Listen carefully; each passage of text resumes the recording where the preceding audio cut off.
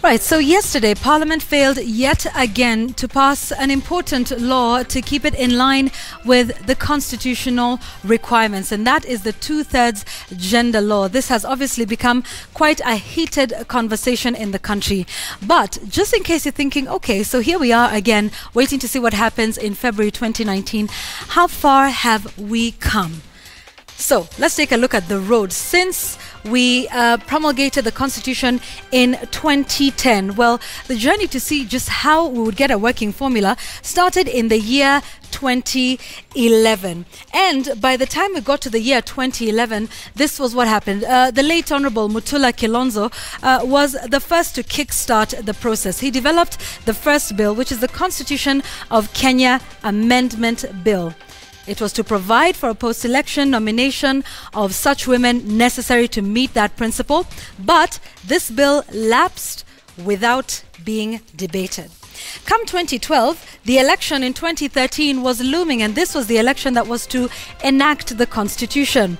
At this point, then Attorney General Professor Githu Muigai went before the Supreme Court seeking an advisory opinion as to just how it would be implemented following the March 4th, 2013 election.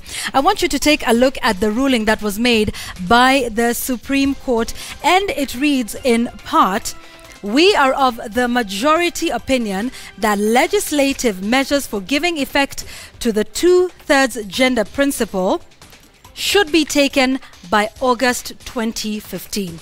So they had a bit of a leeway from 2012 to 2015. A lot of work started on some of these proposals, but women's rights organizations became apprehensive as that deadline of August 27th, 2015 came. So they had 2013, 2014. Here is the deadline. So what happens come August 2015? Well, a number of things happened. Well, just the one thing happened that we now know. There was a deadline of August 2015. And what happened?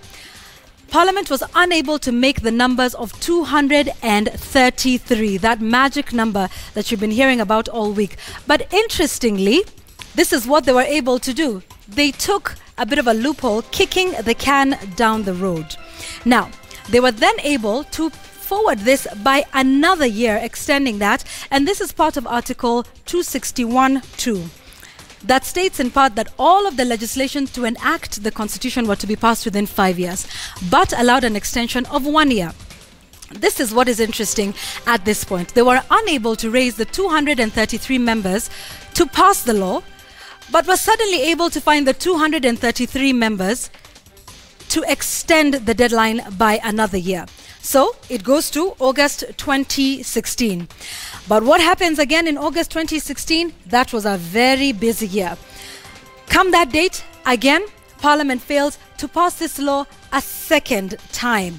By this time, women's rights groups, not happy, went to court again in September, just about a month after that second deadline was missed.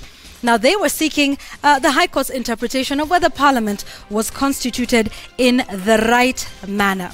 And there was a hearing and they went before Justice Mativo.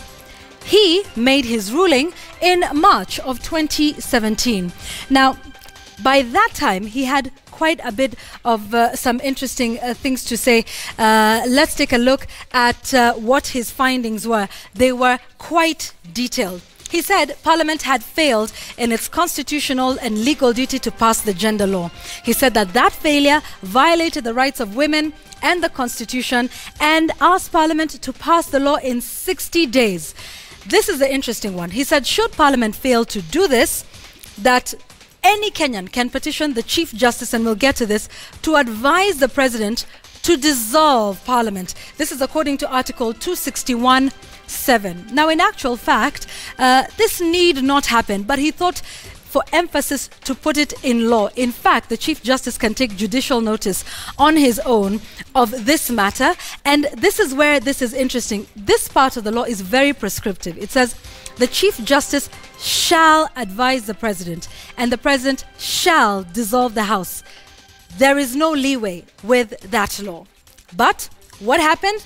Passed the law in 60 days? Well, yet again, Parliament failed to do that. So here we are in March, in June, and you get to this point where, again, that failure happens. So this is where we get to the point where the rights groups now petitioned the Chief Justice, like we're saying, on the legality of Parliament. They requested him to advise the President. But come August again of that year, rights groups went back to court. This time they were challenging once again the constitutionality of Parliament. Okay? Now, at this point, it would be important to note that we go to the year 2018. The judge declined to listen to this case because what happened in February?